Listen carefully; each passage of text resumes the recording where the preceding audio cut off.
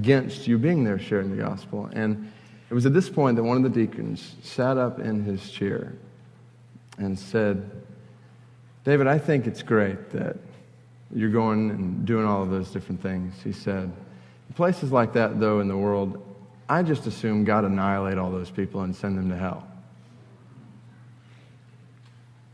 It's exactly what he said.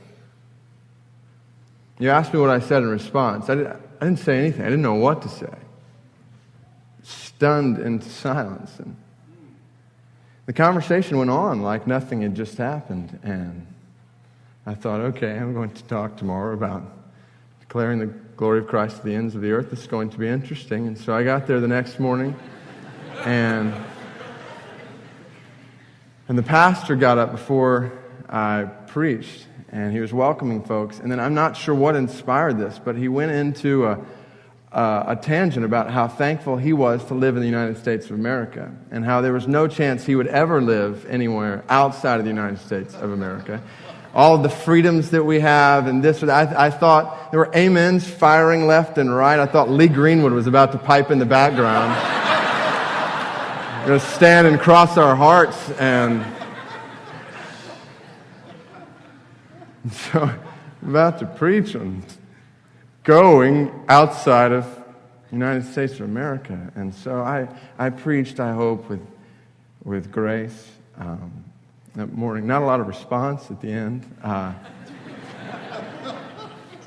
I walked down to the front, and before the service was closed out, the pastor got up, and he said, David, we just want you to know how excited we are about what God's doing around the world and your involvement in that. And he said, we want to commit today to, and these are his exact words, he said, we want to commit today to continue to send you money so that we don't have to go and do that ourselves.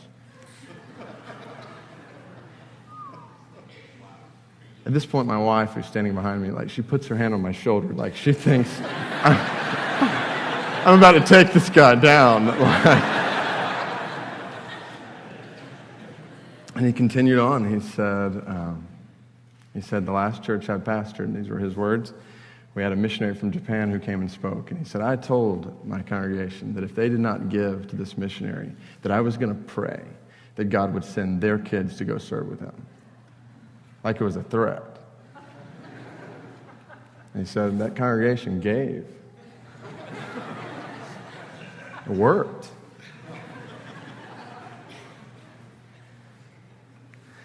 So I get in the car that afternoon with Heather, and we drive away, and I'm processing what has just happened, and what I've heard over the last 24 hours, and there was a range of emotions, just sadness, anger. It was one of those times where God kind of turns the tables a bit, and I began to think, maybe that deacon and that pastor said what most Christians in our context believe, but are just not bold enough to say.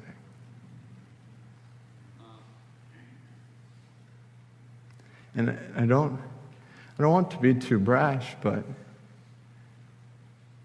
are we not avoiding the tough inner cities?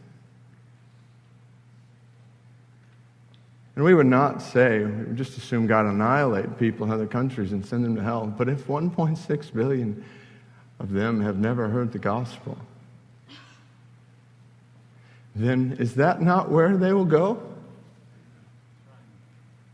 Have we not created an entire system that is built on sending a check so that we don't have to go ourselves? And are we really praying that God would raise us and our children up to go to the toughest places in the nations to take the gospel? And so I guess it comes back to, what do we really believe about people who've never heard the gospel? Because if they will go to heaven, then it would make sense for us to spend all of our millions and our resources and our time on ourselves here. But if they are perishing and will go to an eternal hell, not having ever heard this gospel, then we must abandon all of our lives and our resources in the church to get the gospel to them. It was said of Spurgeon when he was asked, "Will the heathen who have never heard be saved?" And Spurgeon responded, "The real question is whether or not those who have received the gospel and are not taking it to those heathen really can be saved at all." So what happens to people who never hear about Jesus? I am convinced this is one of the most important questions facing us in the church. Unfortunately, as you know, there's not a place we can go to in Scripture where Jesus says, some of you might wonder what happens to people who never hear about me. And so I want to clear that up for you. But I don't believe the Bible is silent on this issue. And so I want to bring us to Romans chapter 15. And here's why I want to bring us to Romans chapter 15.